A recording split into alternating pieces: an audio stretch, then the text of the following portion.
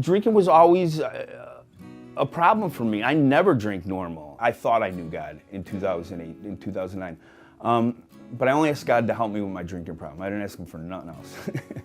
And actually that came to true. He helped me with my drinking problem. And you know, I kept me sober from alcohol for about 12 years.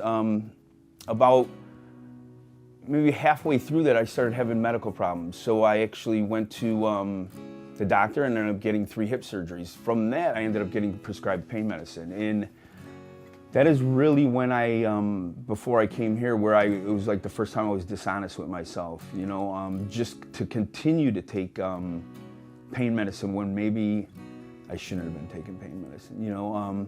So after that, I relapsed in the year prior to coming here. And I will say that for that whole year, I thought I could do it, thought maybe, you know, and then ultimately it went down quick. And next thing I know, I was drinking once, then a month later, then 2 times, and then it became every day pretty quick. You know, for so many months prior to me getting in trouble, I wanted to stop and I couldn't. Every day I'd wake up and be like, all right, go somewhere to get, you know, talk to someone, whether it be a church, it don't matter really.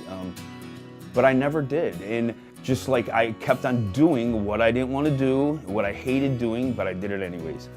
And then I had a blessing and got pulled over, and I'm here. As soon as that happened, I was sitting in the driver's seat of the car, and the first thing I did, I said, thank God, it's over. And I think that was the only way for me to get here. Because ultimately, sometimes when you're out there in your addiction, you think no one cares. So when you come here, I mean, the first thing you know, you realize people do care. And that blows me away.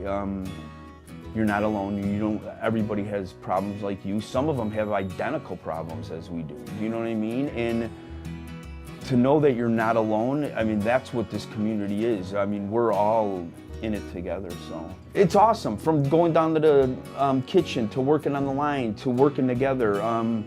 It's just, honestly, I can only describe it as love. I go back to the Christmas party with all the volunteers that come here. That is just, that's special.